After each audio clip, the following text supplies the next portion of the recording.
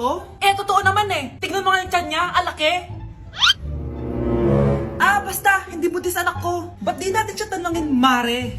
Anak, halika dito. Yes, Nay? Buntis ka ba? Ha? Hindi po, Nay. Eh, bakit ang laki ng tiyan mo? Bloated lang po ako, Nay. Uminom po kasi ako ng soft kanina. Oh, bloated lang pala eh. Pinagsasabi mo dyan. Bahala ka kung ayaw mo maniwala.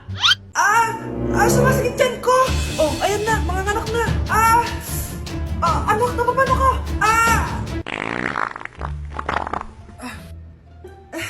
Baho. Ang sakit.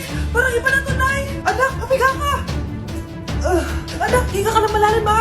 Ire. Sige pa.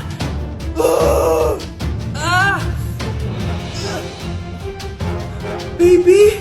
Sorry, Nay. Tinago ko sa'yo na buntis ako. Okay lang, anak. Pero sinong tatay nito? Ang tatay ng anak ko ay ang anak ni tita. Oh, anak mo pala may gawa nito? Asa na yun? Oh, ikaw, magbigay ka na sustento para sa anak nyo. Sige po, magbibigay po ako ng 5. 5,000? 5 pesos? Wala na po kasi yung pera eh. At dahil 5 pesos ang binigay ng tatay mo, lollipop mo ng dedean mo, ha?